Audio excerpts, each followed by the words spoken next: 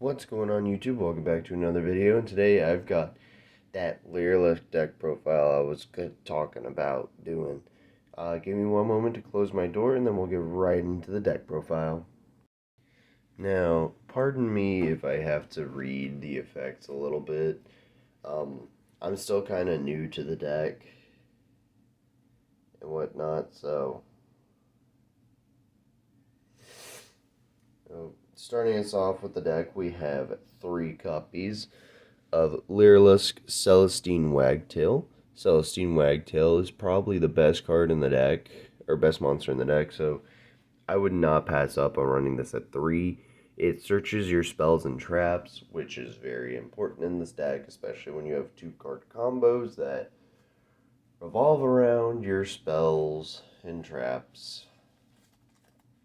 And then it also has the ability that while it's in the graveyard, you can attach it to an Xyz monster you control from the graveyard, which is pretty good. Next, we have 3 copies of Barrel Canary. Barrel Canary is also one of the best these 2 support cards make this deck insanely good. Barrel Canary has a summoning condition where you can target a Lyrilusc in your graveyard, special summon the monster in your graveyard and this card from your hand, and then you're locked into Wind Xyz for the rest of the turn. It also gives the monster that uses it for an Xyz summon the effect that it gains an additional 200 for every material, which is really, really good. Now we're getting into the original Lyrilusc monster, starting off with 3 copies of Turquoise Warbler. Turquoise Warbler is your best starter. It is the 100% go-to starter card. If you control no monsters, you can summon it from the hand, and then you can summon another Lyrilusc from your hand or graveyard to your side of the field. Probably the best starter in the whole deck.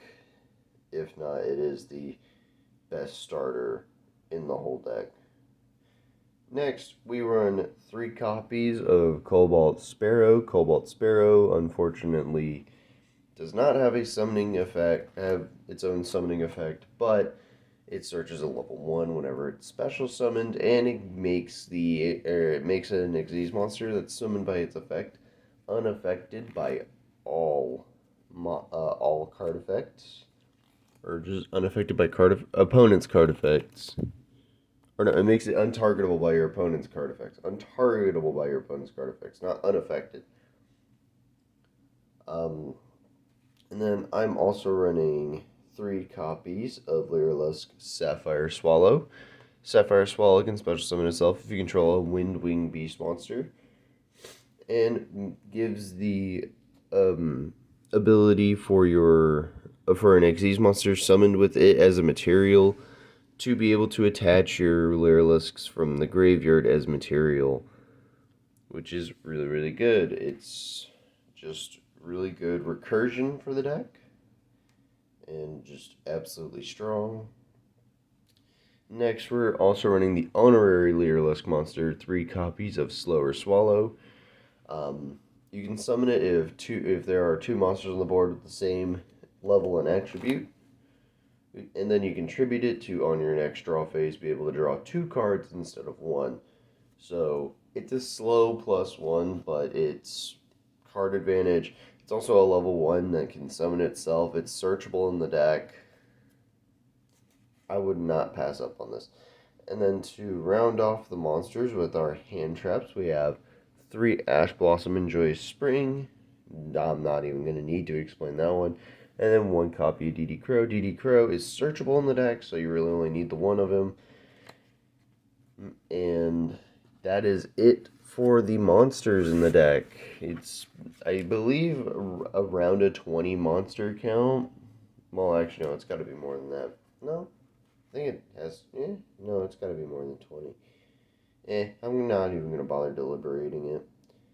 So starting us off in the spells, we're going to start with the Lyrilusc spells. Starting us off, we have 3 Lyrilusc Bird Call. This is the literal best spell card in the deck.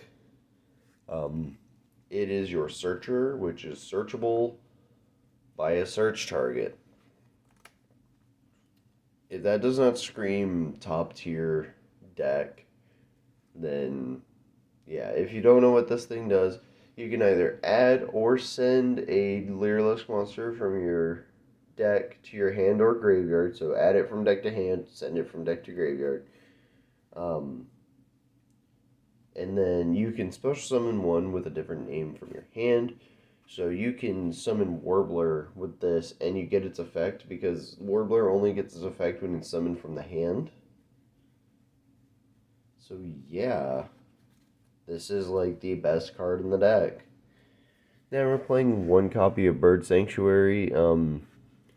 I agree with every other deck list I've seen with this thing at one. It's a hard once per turn. It only draws you a single card, and it just kind of makes it to where your Xyz monsters, um, or one of your Xyz monsters can attack upwards of 6 times. Um, Maybe even more depending on like the board. But it's pretty good. Um, Providing a card draw if you have an Xyz monster with 3 or more materials, and then you can target 2 Xyz and move your Xyz monster onto the move one of them onto the other as material, and you transfer all the materials from that other one over, which is really solid, really good. Next, we're playing 3 copies of Where Art Thou. Where Art Thou is probably the best, or well, no, not the best. It is or it's 3 more copies of Bird Call, basically. Add any level 1. Excuse me. Add any level 1 from your deck to your hand, and then if you don't normal summon it, you take 2,000 points of burn in the end phase, which, I mean, this deck is made to kind of go second. This is kind of a blind second deck, but it can go first.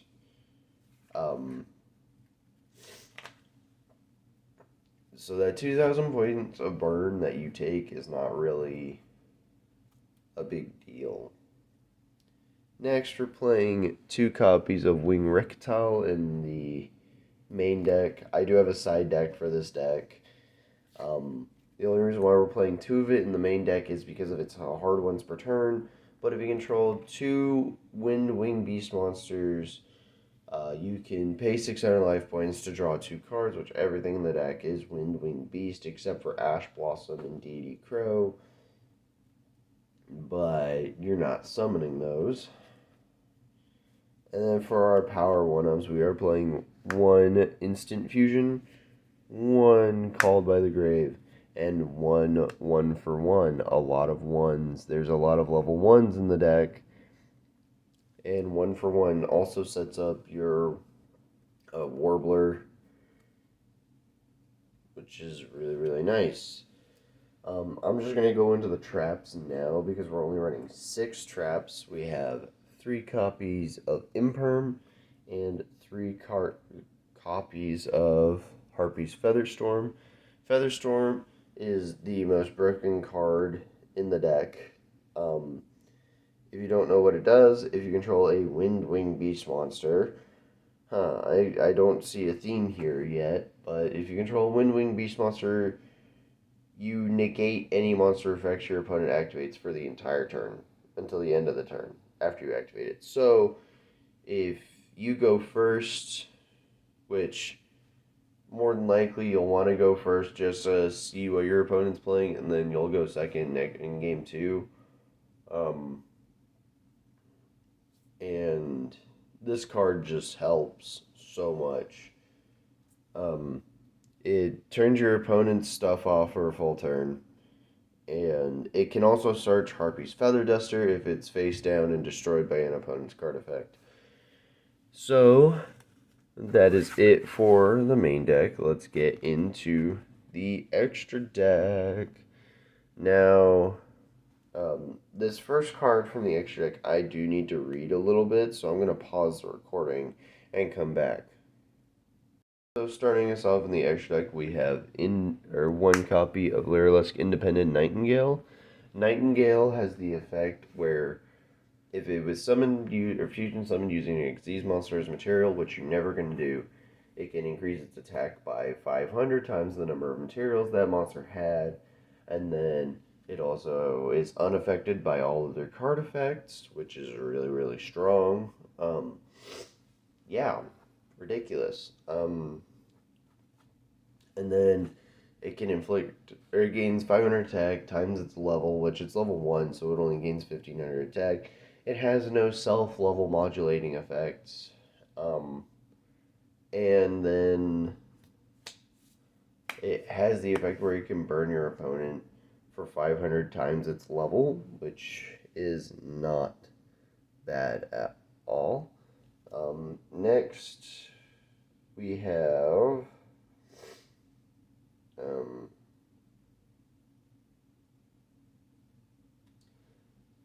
one copy of Blue Nightingale, but I have a second one coming in the mail, so just pretend there are two copies of this card here. So we're playing two Blue Nightingale because it's a non-once per turn compulse on the special summon of a monster. Yeah. Um, it's a freaking ridiculous card. If you can get two of these things out with two, three, maybe even four materials on each of them, or on at least one of them, that's a lot of bouncing you can do. Um, that's why I play two of them. Even though, yes, there's only one in the video, but I promise I have a second one coming in the mail. Gains fire attack for each material attached.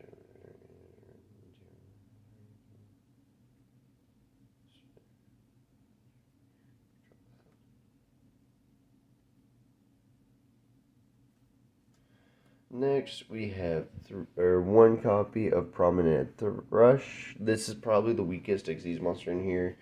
It has the effect where it can spin a back row your opponent controls back to the deck.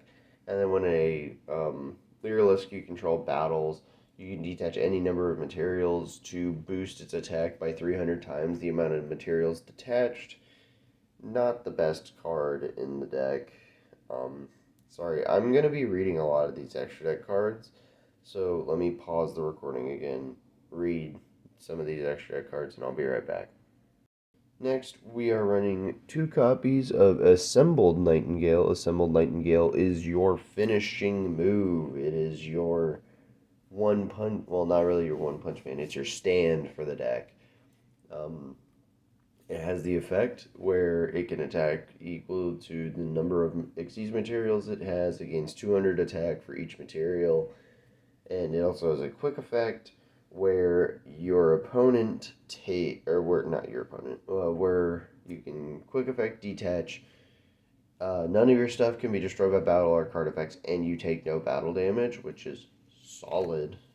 Really, really good protection. And yeah, just overall super duper good card. Next, I'm playing three copies of Recital Starling because Recital Starling is probably hands down bannable in the deck. It's your best Xyz monster in the deck. It is a non-once per turn on any of its effects. It's all soft onces on all of its effects. First effect I'm going to go over is you can target any monster on the field and boost its attack by 300. This can kill your opponent. Boosting a monster by 300 attack and defense, 300 attack and defense, can kill your opponent because your opponent, or it also has the continuous effect where your opponent takes the same amount of battle damage you take. And then you also have a search effect. You can detach a material to add a level 1 winged beast from your deck to your hand. Really, really strong card. Probably bannable in this deck. Actually, not probably. Definitely bannable. So, for all of you bird up players that are out there screaming like, How many Zeus are you running? How many Zeus are you running? So I know if your deck is optimal or not. I'm only playing the one Zeus. Not because I only own one copy, but because I feel like 2 copies of Zeus is just too many, and it doesn't allow enough deck diversity or extra deck diversity. And you don't even really need the Zeus. It's just a really easy card to make in this deck. If you guys don't know, Zeus has the alternative summoning condition where if an Xyz monster you control, or if an Xyz monster on the field battled this turn, it can, or you can summon this on top of any Xyz monster you control. So you can easily get like a 6 to 8 material Zeus on the board after the battle phase. Pretty strong card. But I only play it at 1 because it's a little clunky sometimes. Like, a lot of your monsters lock you into Windwing Beast monsters. So, getting to Zeus is a little challenging sometimes, but 1 Zeus is good enough. The board nuke effect is really, really worth the struggle to get to it. Next, I am playing 1 copy of Relinquished Anima. It's a removal card. It steals an opponent's monster, points to, requires a level 1 monster to be summoned, or a level 1 monster except for tokens. Then I'm playing 1 Mirage because you can summon this turn 3 off of a normal summon or any special summon, and you can summon it off of any special summon except for the special summon of Barrel Canary and a couple of other ones. But it prevents your opponent from dealing battle damage with a battle involving an extra deck monster. Really solid card. It's really cheap right now. Same thing with Anima. The secret rare Anima that I have, I bought for like 30 cents. And then I'm also playing a Nightmare package for if you go into the long game. I'm playing 1 Cerberus, 1 Phoenix, 1 Unicorn. Not mandatory at all. You could definitely throw in more Lyrilusc cards in the extra deck. You throw in more Zeuses, more Link 1s, like 1 Link 1 that I thought I had a copy of, but don't actually own a copy of, is Link Karibo. I would replace one of the Link 2 Nightmares with a copy of Link Karibo. So that is the extra deck. Now let's get into the side deck, which the side deck is almost pure power right now. I had an idea for the side deck, but then my idea kind of went out the window. I believe this is a 15-card side deck. I haven't counted it, but comments can let me know. So I'm playing 3 copies of Lyrilusc Bird Strike in the side deck. This is a searchable Dark Ruler no more. Well, slightly weaker Dark Ruler. It doesn't prevent your opponent from taking any battle damage, but it negates. But if you control Lyrilusc, it negates all effects your opponent controls, or of all monsters your opponent controls for the turn. It's searchable. It's actually pretty good. Like I said, it's a Dark Ruler that doesn't take away the fact that your opponent can take damage. It turns off all of your opponent's interruptions or forces out a bunch of it at a suboptimal time. So, yeah. And then, like I said, we have the 1 extra copy of Wing Rictal in this side. We have Harpy's Feather Duster in the side. And I'm also playing Monster Reborn in the side. I'm also playing 1 copy of Phantom Feathers. It's attack modulation, plus I believe you can banish it from the graveyard for a Return of the Dragon Lord's effect to prevent stuff from dying. It's the only trap card we have in the side deck, so I'm just going to throw it in here now. In fact, I'm just going to go through the whole side deck anyways. I'm also playing 3 Effect Veiler in the side deck for matchups where you need more hand traps. can side out your slower swallows because obviously if you're not going first, slower swallow is not really that great, but it's not the worst. Next, we are playing triple artifact Lancia because Lancia is really good against graveyard decks, obviously.